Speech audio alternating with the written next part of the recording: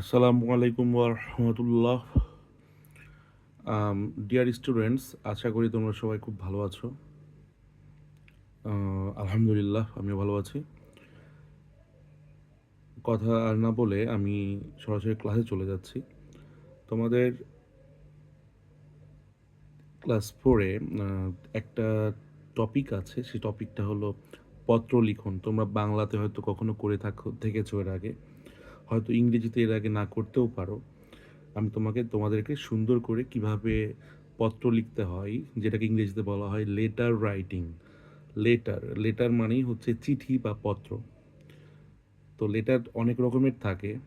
তোমাদের যেটা করা হবে সেটাকে বলা হয় পার্সোনাল লেটার বা ব্যক্তিগত চিঠি। আমি তোমাদের একটু খুলে বলি।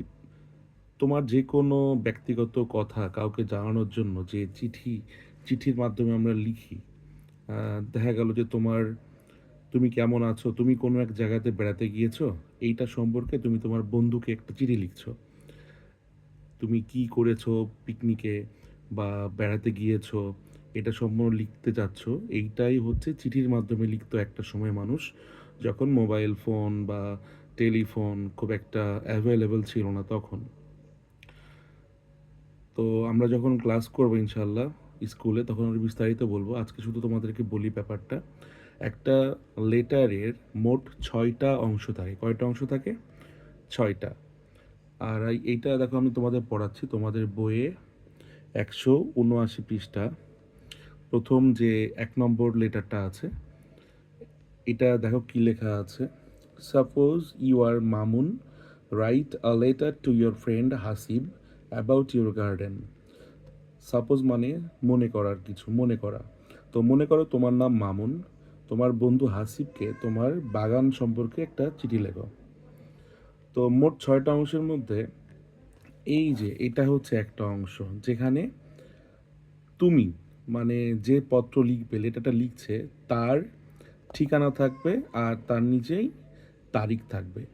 এটা সাধারণত চিঠির মানে আমাদের যে পৃষ্ঠার উপরে ডান দিকে হয়। তবে ইদানিং এটা বাম দিকেও দেয় মানুষ, হ্যাঁ। তো তোমার ডানে বা বামে যেদিকে দাও নাম্বার দিবে ইনশাআল্লাহ, সমস্যা নাই। এটা একটা অংশ গেল। তারপরের অংশটাই হচ্ছে এই যে লেখা আছে না ডিয়ার হাসিব, এটাকে বলা হয় সম্বোধন।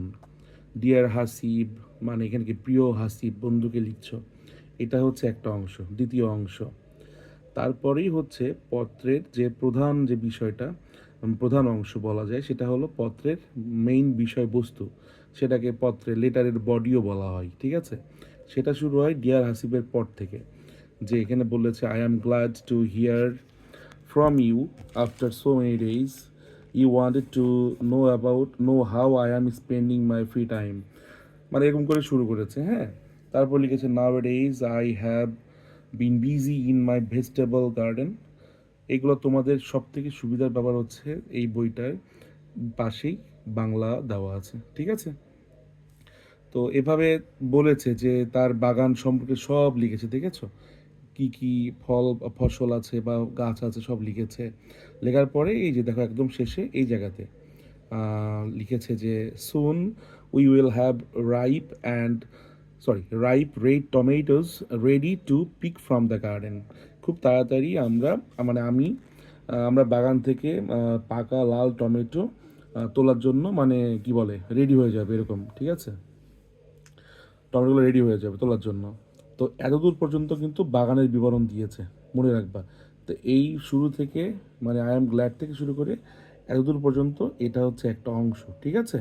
তাহলে মোট কয়টা অংশ হলো? 3টা। একটা গেলো এইটা, একটা হলো ডিয়ার হাসিব যেটা সম্বোধন, আর একটা পত্রের বডি এতদূর পর্যন্ত, ঠিক আছে, গার্ডেন পর্যন্ত। তারপরে আর একটা অংশ আছে, সেটাকে বলা হয়, বলতে পারো যে বিদায়ী কথা, ঠিক আছে।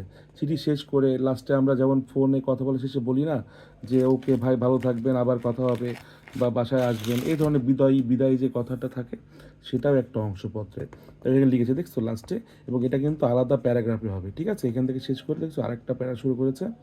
তো প্লিজ ভিজিট আস সামডে, মানে বলছে এটা, হ্যাঁ, যে একদিন আমাদের বাসায় এসো। We can have the fresh vegetables from the garden, আমার বাগান থেকে তাজা সবজি তুলতে পারবো, এরকম বলছে। রাইট ব্যাক সুন মানে আমাকে তাড়াতাড়ি আবার তুমি উত্তর দিও পত্রের, ঠিক আছে। এটা একটা অংশ গেল, মোট 4টা অংশ কিন্তু হয়ে গেল। এই যে শেষে ইয়োর ফ্রেন্ড মামুন, এর ডান দিকে দিয়েছে না, এটা বাম দিকেও দেওয়া যায়, কোনো সমস্যা নাই। ইয়োর ফ্রেন্ড মামুন মানে তোমার পরিচয়টা লাস্টে দিবা, এটাকে বলা হয় মানে বিদায়, তো সরি, তোমার পরিচয় দেওয়া আর কি, ঠিক আছে। তোমার যে লিখেছো ইয়োর ফ্রেন্ড মামুন মানে তোমার নাম দিয়েছো, তোমার বন্ধু মামুন। আর একটা কথা, যদি পত্রের প্রশ্নে এরকম দেওয়া থাকে যে মনে করো তোমার নাম মামুন, তখন কিন্তু তোমার এখানে মামুনই লেখা লাগবে, তোমার নাম কিন্তু লেখা যাবে না, তখন তোমার নাম মামুন ধরে নিতে হবে, হ্যাঁ। এই গেল 5টা অংশ। আর একটা সব থেকে ইম্পর্টেন্ট যে অংশ আছে সেটাকেই বলা হয় খাম, ইংরেজিতে বলা হয় এনভেলপ। তো এনভেলপ তোমাদের এই বইয়ে হয়তো দিয়ে দেয়নি, কিন্তু এটা খুবই জরুরি জিনিস, আমি তোমাদের লিখে দেখাচ্ছি, ঠিক আছে। এই যে এটা হচ্ছে খাম, হ্যাঁ, চিঠি লেখার শেষে এটা লিখতে হবে। যদি চিঠি লিখেছো যে পৃষ্ঠায়, সেই পৃষ্ঠায় তুমি না ধরাতে পারো, তাহলে পরের পৃষ্ঠা লিখো, কোনো সমস্যা নেই। তোমার ব্যাপারটা বুঝিয়ে দিচ্ছি, হ্যাঁ, কীভাবে লিখতে হবে, এটা কীভাবে হয়।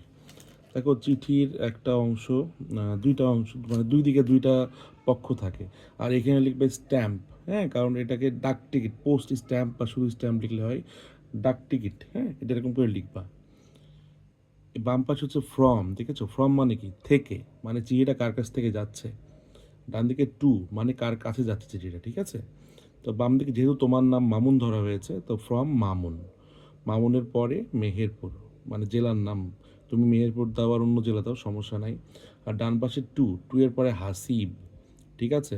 তো তোমরা যেহেতু ক্লাস 4-এ পড়ো, অনেক ডিটেলসে লিখতে হয়, মানে টু যার ঠিকানা থাকবে, কারণ সেখানে হাসিব লিখে হাসিবের বাবার নামও লিখতে হয়, কেয়ার অফ, তো আমি কিছু দিলাম না, জাস্ট টু হাসিব দিয়ে দিলাম।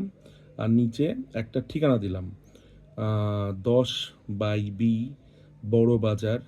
আর ফেনী, ফেনী শব্দটা বানানটা সহজ থেকে ফেনী দিলাম, তোমাদের যে কোনো জেলা দিতে পারো, কিন্তু চেষ্টা করবা দুই দিকে দুই রকম জেলা করার, কারণ সাধারণত একই জেলায় তো কেউ চিঠি পাঠায় না। আর একই জেলায় চিঠি পাঠালেও সেটা কোনো সমস্যা নাই, দিলে আমি নাম্বার কাটবো না, ঠিক আছে। তো এই হচ্ছে ব্যাপার, এটা হচ্ছে ষষ্ঠ অংশ, 6 নম্বর অংশ একটা চিঠির, বুঝতে পেরেছো। তো আশা করি তোমরা চিঠি কীভাবে লিখতে হয় বুঝতে পেরেছো। তো তোমরা ভালো করে চিঠিটা, চিঠি লেখার ব্যাপারটা শেখো। আর তোমাদের আমি পড়া এই যে, যেটা 1 নম্বর আছে 179 পৃষ্ঠা, এইটাই আমি দিচ্ছি এখন, আমি লিখে দেবো, ঠিক আছে। থ্যাংক ইউ ভেরি মাচ, আল্লাহ হাফিজ।